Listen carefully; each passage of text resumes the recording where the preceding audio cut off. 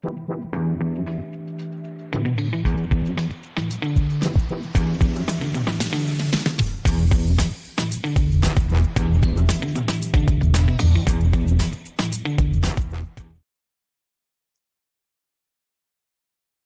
大家好，歡迎翻嚟我哋 SMA Trader 呢個頻道。咁啊，之前就拍咗兩集啦，咁關於呢個0至100嘅呢個交易員嘅教學。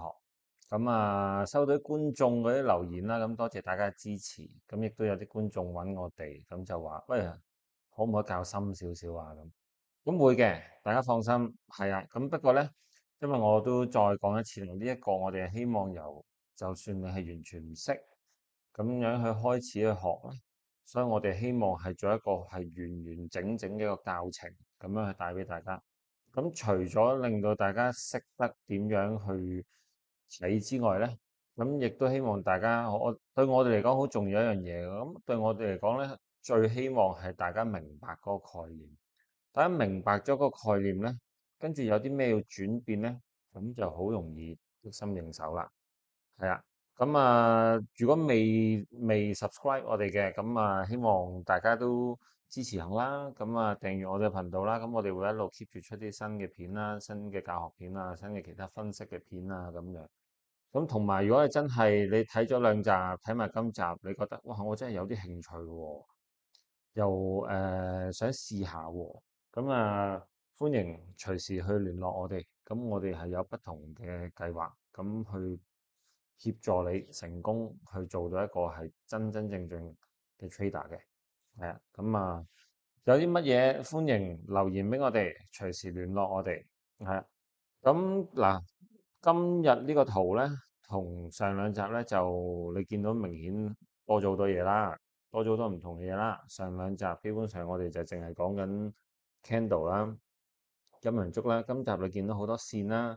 咁其實今集我哋主要講咩咧？今集我哋想講一講究竟乜嘢係 RSI，乜嘢 MACD。嗱，你哋成日都聽到人講噶啦，我相信大家成日都會聽到人哋講，哇，RSI、MACD 係乜嘢？點樣用？乜嘢背離嗰樣嘢？我哋做教學，我希望大家直情係明白呢一個概念到底係一個乜嘢工具，咁樣咧，我覺得先至可以幫到你哋。咁我哋呢一集咧，我哋會講三樣嘢：RSI、MACD 同埋布林通道。OK，咁我哋先講咗 RSI 先啦，咁我哋收埋其他兩個先。嗱，今次我哋咧就用翻一個係我哋已經訂閱咗嘅 TradingView account 啦。咁所以咧就睇到多好多嘢，咁同時間亦都可以 show 到多啲 indicator，即係呢啲策略啊，呢啲幫助你嘅工具啊。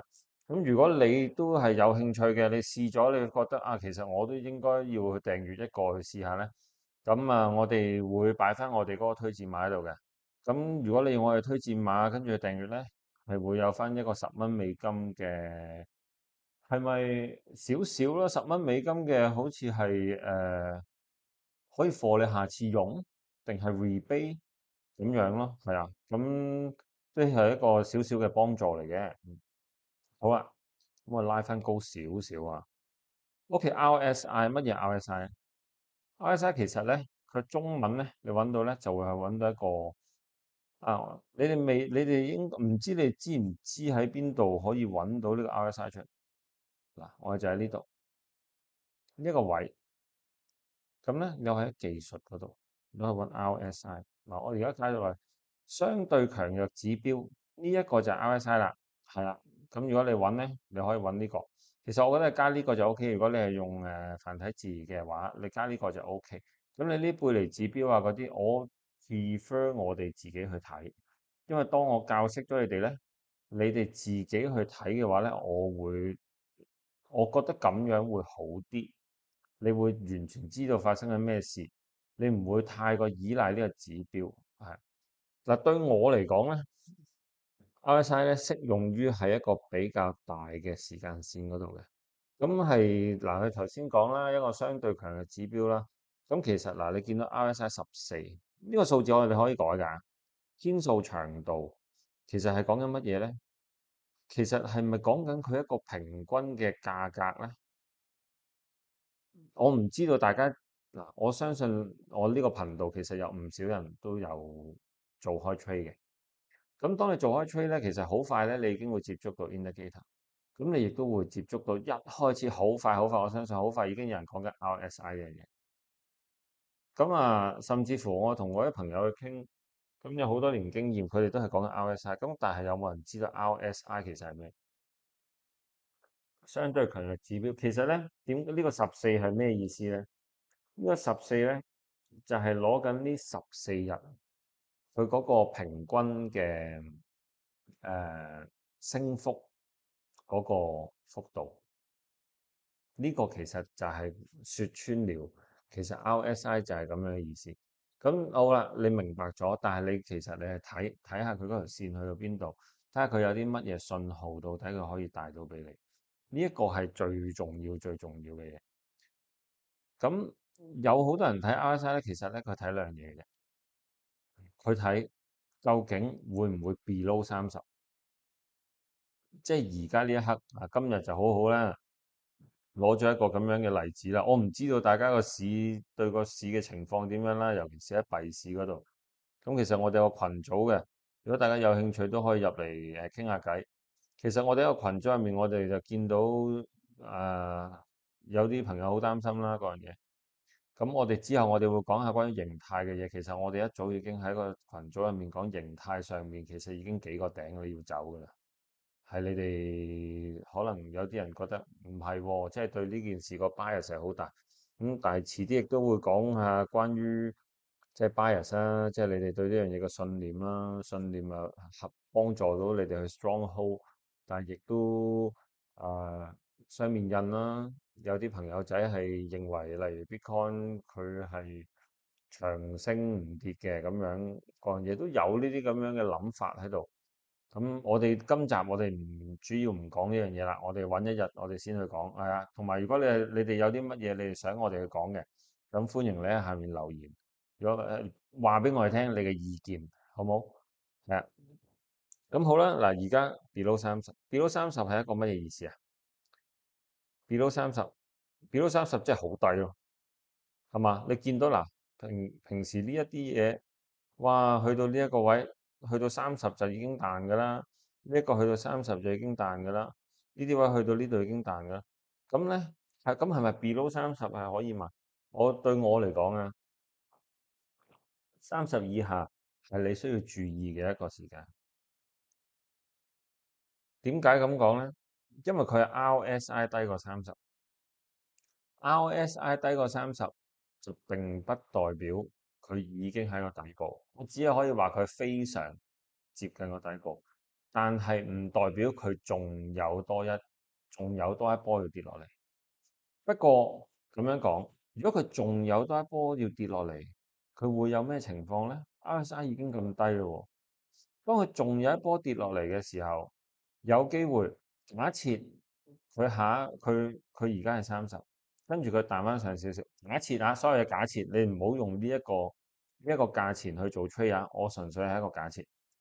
佢而家跌到落去99000，如果佢彈翻上去大概係13000，好嘛？大概彈翻上嚟13000，嗱我咁樣我畫啦，嗱所有嘢假設啦，大家13000彈翻上嚟呢度，跟住再咁樣跌落嚟咧，會唔會咁啊？其實有機會係咁樣嘅喎。當佢咁樣嘅時候，我話俾你聽，RSI 會出現一個咩情況？個 RSI 就會喺大概30呢個位降落。佢如果彈翻上13000，佢會上翻大概40，而佢落翻嚟可能去到95000、94000、93000，佢個 RSI 會喺呢一個位降落。咁如果我畫一條線，假設呢一個係 RSI 個底部，到時我畫條趨勢線就會係咁樣，但係價格上面就會係咁樣。OK，咁我將個箭嘴攞走咗先。如果咁樣嘅情況，會係一個乜嘢啊？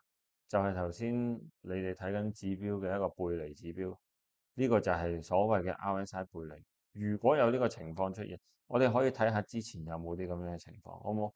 上下都係㗎啦，其實係上下都係㗎啦。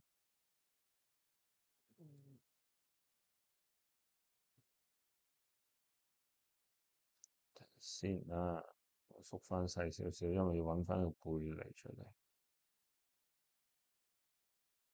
嗱呢度咧就係、一個撈，佢第二個撈，但係佢呢個係冇背離，佢呢度係一路咁樣落。但係你可以睇呢個，OK，你可以睇下呢個。呢一個咧，如果話係趨勢就係咁樣，你唔好話係咪趨勢線啦。總之呢一個底，呢一個撈係呢個撈。第二個喺價格上面佢係一個撈一撈，RSI 係一個 high 一撈。咁喺呢個情況，RSI 嘅背離話咗俾我哋聽一個息路，就係佢有機會呢一個過程佢已經到底。RSI 嗱，RSI 睇動能啊嘛，係咪？咁好啦，佢由呢一度76000上到89000，十零個 percent，但係呢一個位 RSI 已經 over 咗。咁 RSI 其實咧對我嚟講咧係睇反轉啦。同埋睇下到底佢究竟仲有冇呢個力量再繼續落去啦。咁背離咧會係一個大家需要注意嘅時間，特別係背離，大家係必須要注意呢一個情況，因為就算你有貨喺手又好，或者準備買貨又好，呢一個時間係一個 alert 嚟。你知道喺動能上面，其實説穿了 RSI 係講緊動能，一陣間講 MACD 亦都係講緊一個動能。好冇？咁咧，我希望大家了解呢一樣嘢先，點樣用？咁好啊，假如 RSI 我改咗做七，咁會點咧？咁其實七咧就係話我攞七支巴，例如我4 hour，我就係攞對上嘅七支巴去做一個強弱嘅平均。咁其實咧係會錯得勁啲嘅。RSI 有好多人，even 我哋其實亦都研究過，究竟有啲咩數字係會有效啲嘅。咁但係我哋就唔喺度公開講啦，因為嗰啲就係比較。即係我哋比較多數據去做到出嚟嘅一個效果，咁嗰個參考性咧，我覺得係比14更高，好冇？係啊，咁我收翻我哋個 RSI 先，RSI 我哋大概係咁樣。嗱，有咩唔明咧，歡迎隨時揾我哋啊。咁跟住我就攞翻個 MACD 出嚟啦，RSI 我直情可以唔要嘅住啦，RSI 好 MACD 放翻大俾大家睇下先啦。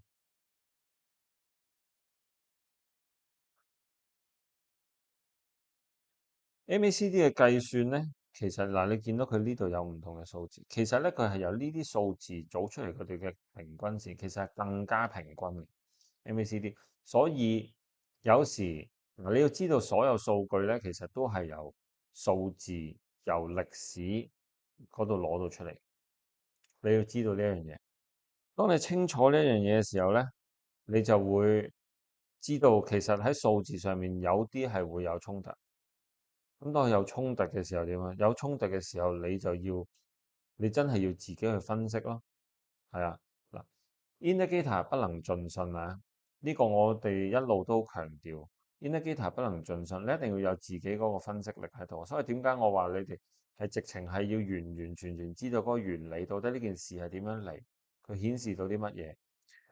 係啊，MA 好啊，MA 其實同 RSI 有少少似啦，即係有啲係話哦佢 over 啊咁樣嗰樣嘢。咁你會睇到咧，MA 咧，我哋主要咧，我哋就係睇翻佢呢啲浪啦。呢啲浪到底佢仲有冇力啊？嗰樣嘢，其實睇嘅方法咧，其實都係同我哋睇佢背離咧一樣。我哋揾下睇揾唔揾到佢背離先。啊，同埋有一樣嘢啊，因為佢其實佢係計緊平均值咧，所以我自己一開始我都話。對我嚟講，呢啲 indicator 最能夠用到嘅地方，其實係時間越大，你睇得越好。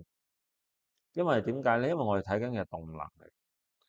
咁如果你話哇，佢突然間，例如你真係睇緊好細，你睇緊可能1分鐘、3分鐘嘅圖表啦，咁你突然間有一針去打上去咧，你會見到例如你 RSI 佢嗰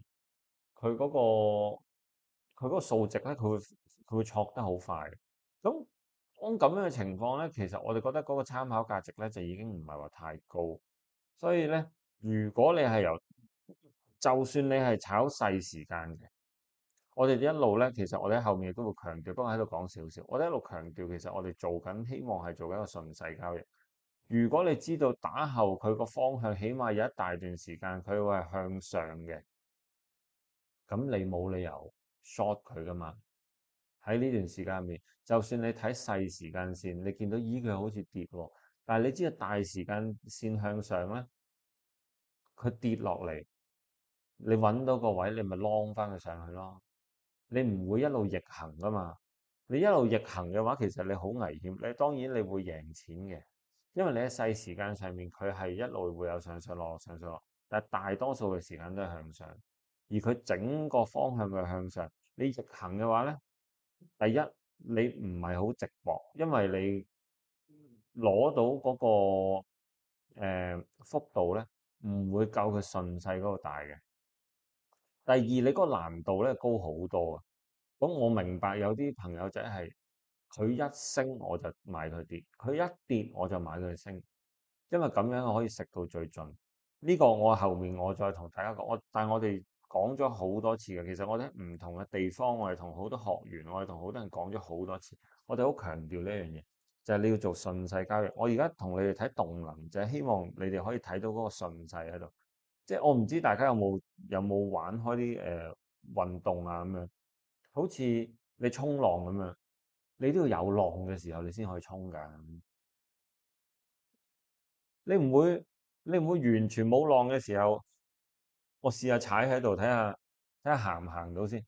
你係唔會做到㗎嘛？呢件事，你係浪費緊你自己嘅氣力，跟住不停失敗，不停失敗，不停失敗，去到真係嗰個浪嚟到嘅時候，你個氣力已經用盡。即係呢個係一個比喻咯，我同大家可以咁講。係。咁 MACD 咧，當你一睇到個背離咧，其實佢嗰個對我嚟講，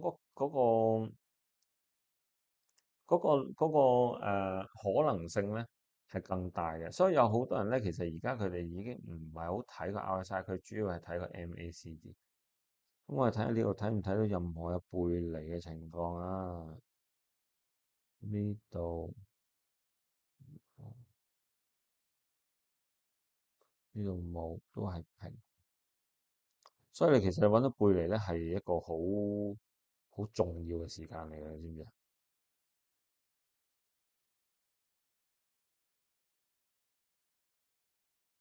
呢度可以衝到上去啦，呢度有少少背離，但係少少我唔想講咁唔明顯嘅，因為我想等你哋係真係睇到有一件咁樣嘅事情去發生咗。呢度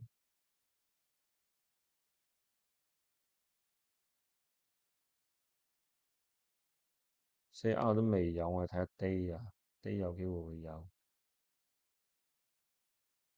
咁唔知之前大家有冇聽我講喺屋企做下啲練習啦？其實係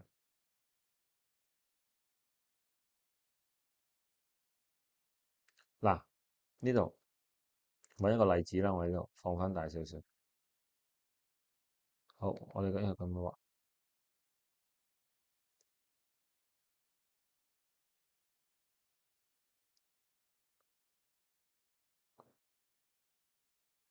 呢一度去到呢度，如果我畫條線，係咪咁啊？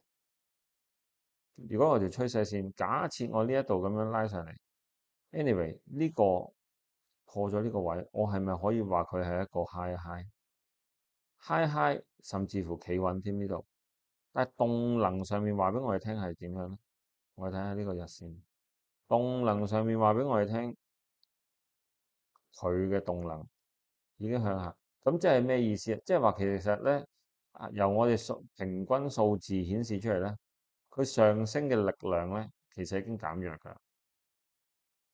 佢上升嘅力量減弱咧，即係話佢，我當呢個係一架飛機，呢個係火箭，佢嘅燃料咧已經係越嚟越少，佢力量咧已經係越嚟越少，係應該要行翻轉頭。睇下落翻去一個咩位，先至睇下仲可唔可以再咁樣走上。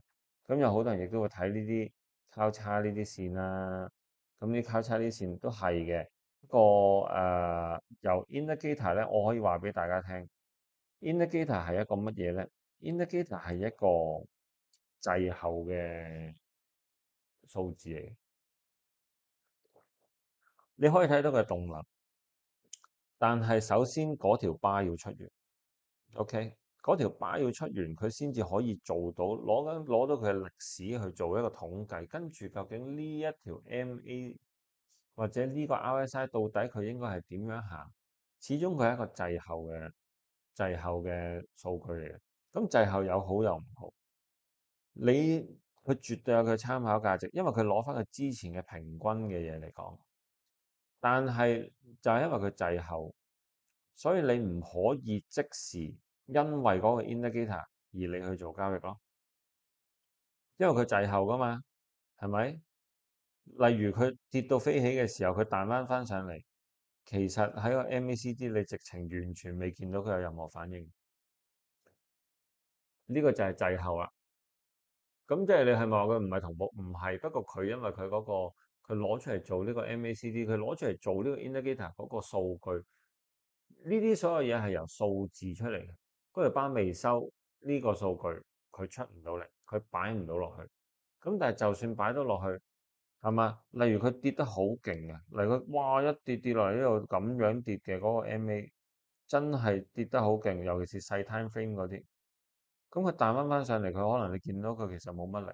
咁呢個動能係我哋絕對係一個需要參考嘅地方。但我哋參考喺邊度咧？嗱，我都唔怕沉，再講一次。我哋參考嘅就係其實佢個大方向究竟點行。當你知道大方向點行咧，咁跟住咧，我哋其實有好多用具啊、好多工具啊嗰啲可以幫到你哋。係啦，咁呢一個咧就係 MACD 啊。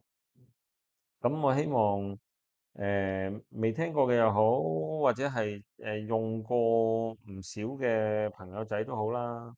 咁都希望你哋即係知道啊 MACD 同埋 RSI 到底係瞓乜嘢地方啊？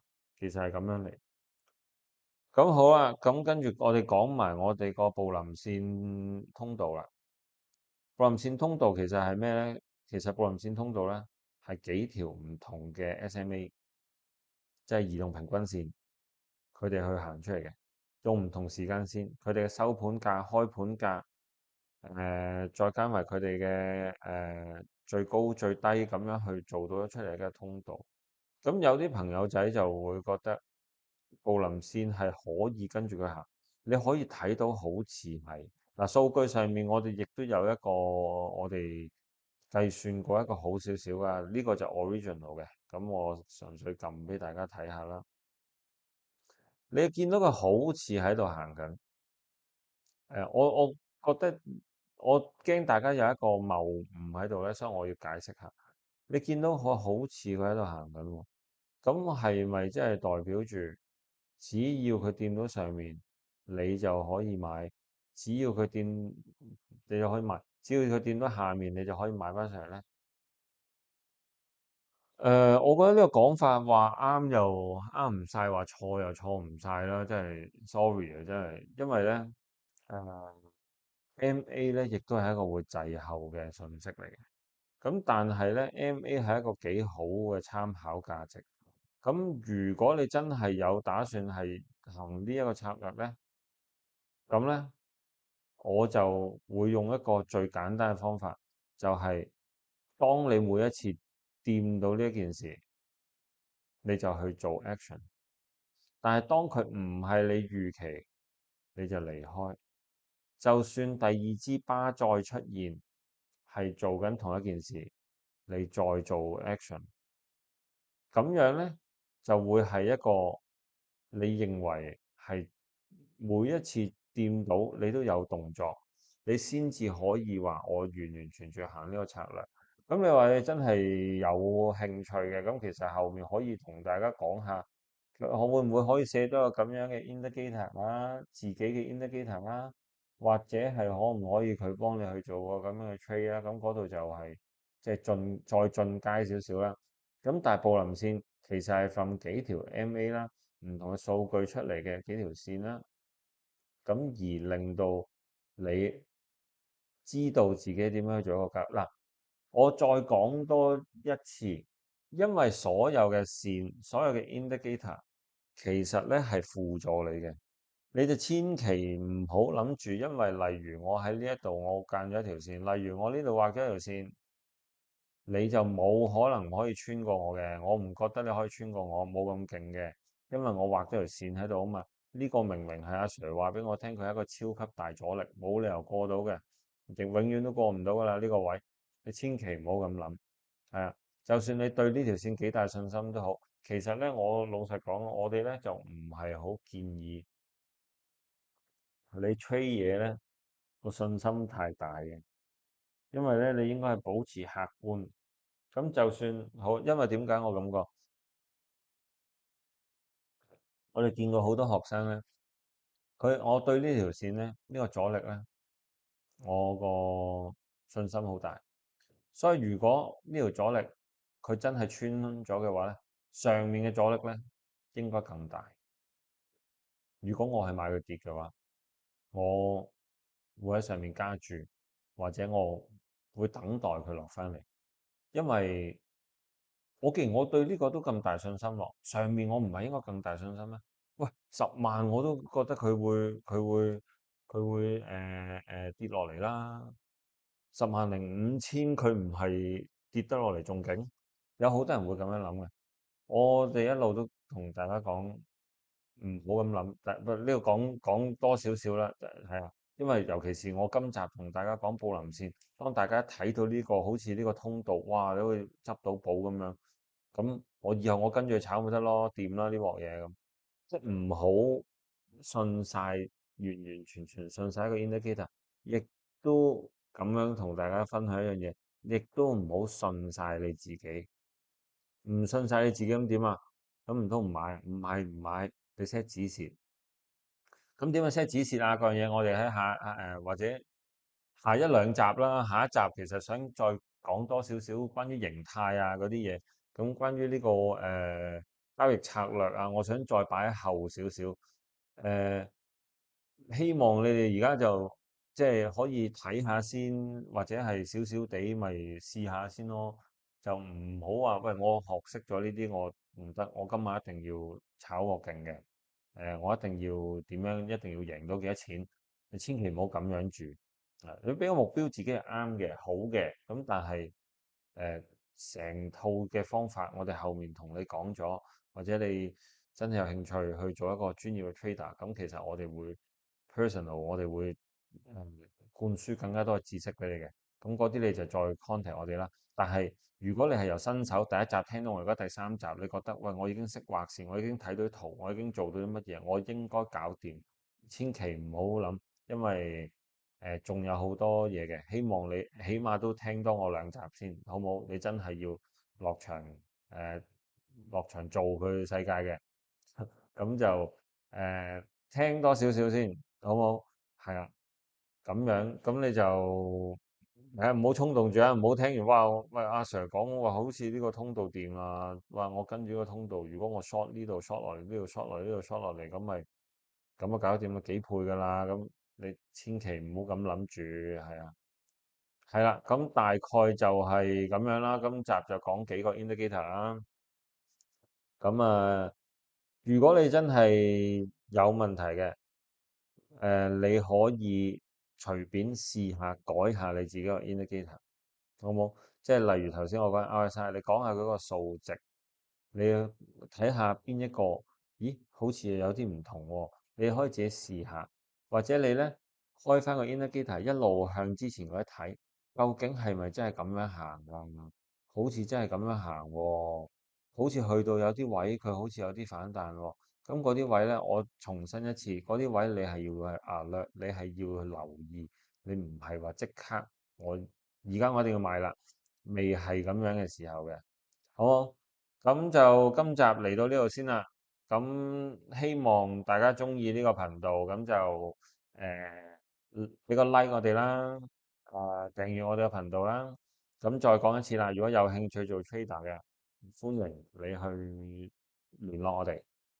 咁我哋會有一個好詳盡嘅培訓，咁就會俾到大家，係啊，咁就嗰個呢個培訓係唔使錢嘅，係唔好諗住我哋喺度賣緊呢個課程先，係咁我哋因為我哋希望揾到一啲真係有潛質嘅 trader，我哋喺入面後面有唔同嘅嘢可以合作到啦，可以大家玩到啦，可以幫到大家。咁今集嚟到呢度先，多謝大家收睇，咁我哋下一集再見，拜拜。